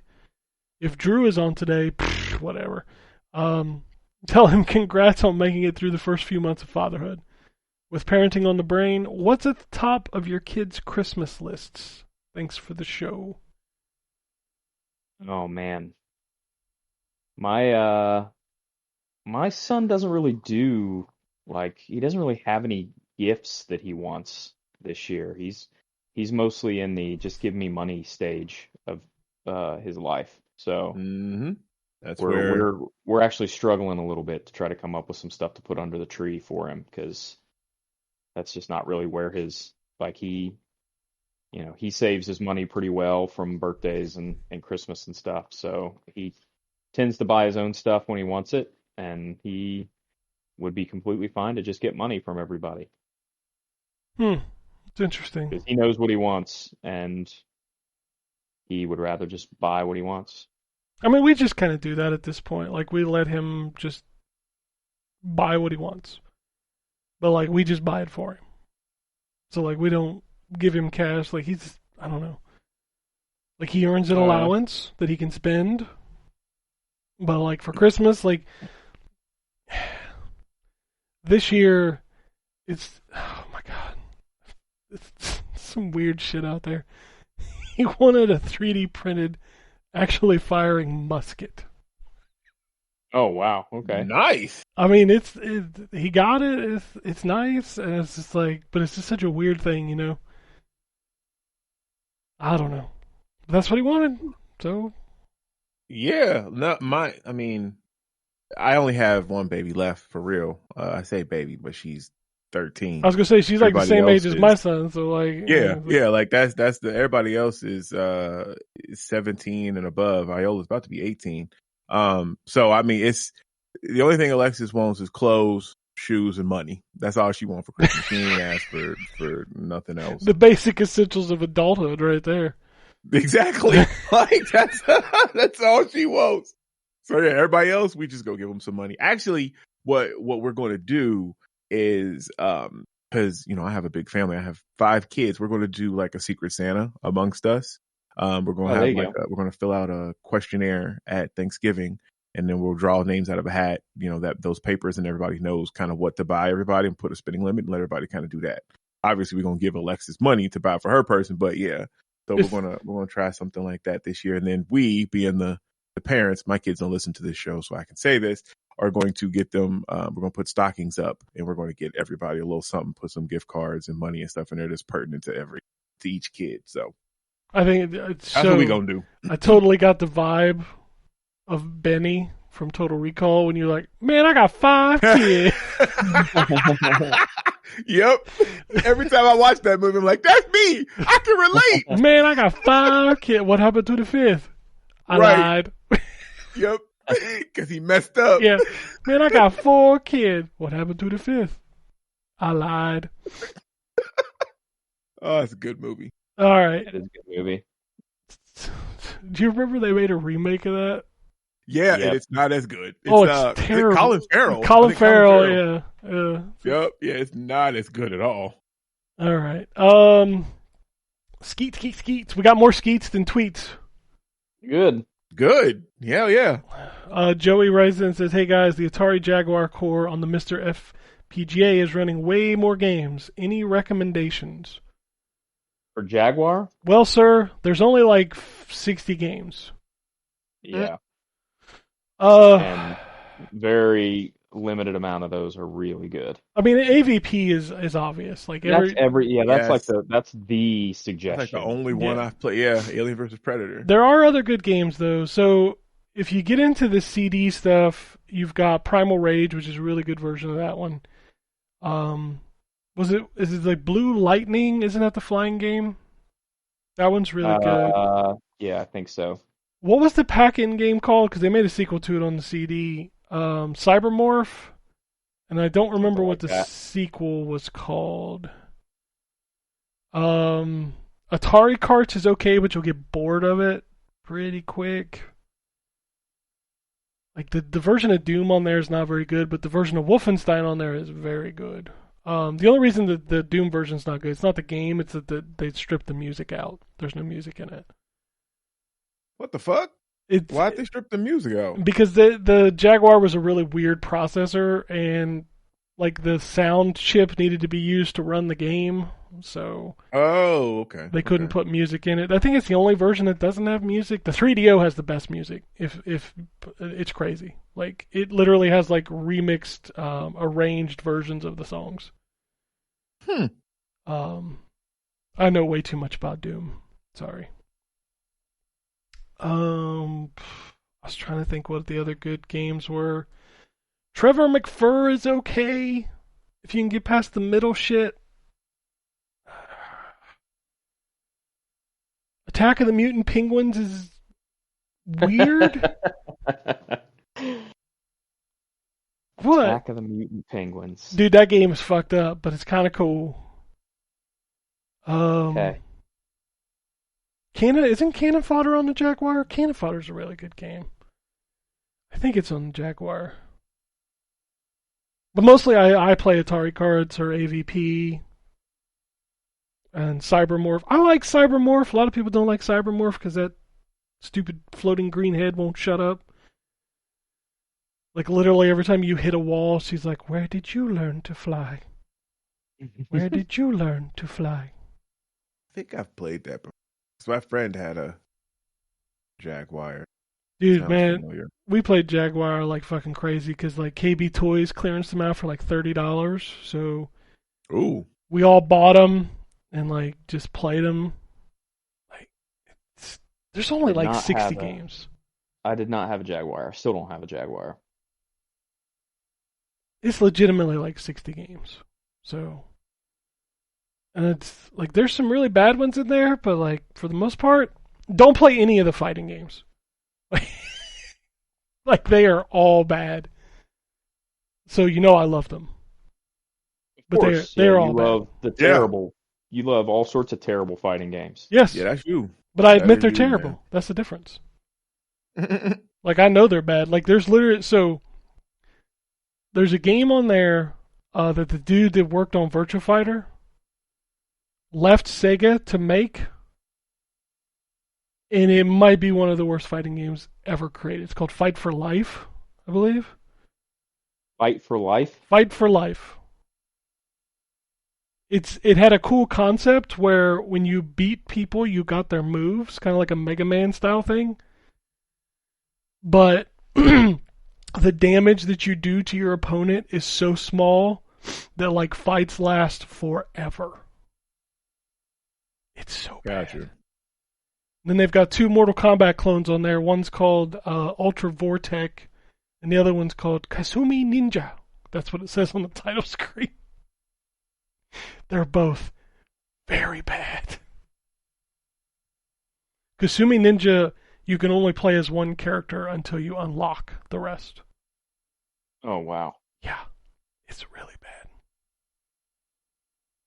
I wonder if the Mr. FPGA core is using PMU, which is that Jaguar emulator that was built by the guy from Digital Eclipse. Because that thing is like damn near perfect. Alright, one more skeet. John wants to know if anyone's looking to the new Stalker game. I never played the first one, but this one looks interesting. Any thoughts on it? I'm sorry, I had to clear my throat. We talked a little bit about that game already. We did. I think if you have the hard drive space, it's on Game Pass, so just check it out. But you really need to know what it is going into it. It's very much a very realistic simulator, very hardcore game. So, I bet it's going to look real good. That's it. That's all I got. That's all I need. Oh, that's good. I don't know what else to say. So you follow us on Twitter. We're still there, ZTGD Radio. Follow us on Blue Sky, ZTGD Radio as well. Give us some more followers. We got like 12. Let's do some more. You can send emails to podcast@ztgd.com. We're all over on Blue Sky now, including Gambus Khan. And he's actually chatting. Same usernames, I think, for I think everybody got their... Yeah, everybody. Yeah, I think everybody got their same username, so... I think that service is like gaining like 1 million people a day. Yeah, it's crazy how fast it's growing. Well, I'm glad to see it. I saw the grifters come over, and they're like immediately getting blocked, which is just awesome. Oh yeah, That's I have the beauty a thing. Of the nuclear block.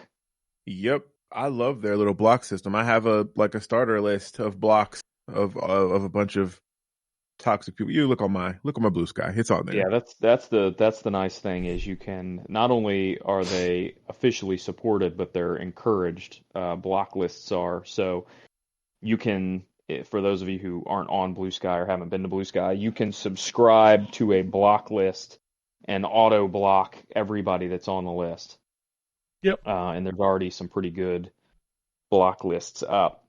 So there's also starter packs that make it easier to follow a whole bunch of people at once. So it doesn't just, it's not just the blocks. You can also subscribe to a list and follow a whole bunch of people at once. So if if you're like me and you're the type of person who follows the Reds, you can follow a Cincinnati Reds starter pack and it'll follow a whole bunch of people for you at once that talk about the Reds. Yep. So it's a cool service for sure. There's a video game PR person starter kit out there that has been extremely helpful for me to refollow all those people. There's also, if you have Chrome, there's something called Skybridge. Yep. Which you can load into your browser, and it'll like find all the people you were following on Twitter. So I recommend looking into that as well. I got quite a few people off of that list myself. But yeah, it's nice. It's nice over there, and people actually chat. And as far as the grifters coming over, what the fuck you coming over here for? Right. Y'all just want to be hateful. Happy? Go be hateful in that other place. Yeah.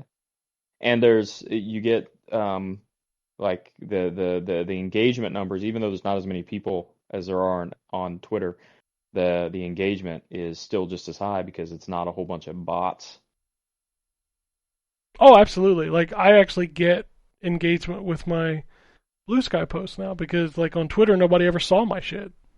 Yep.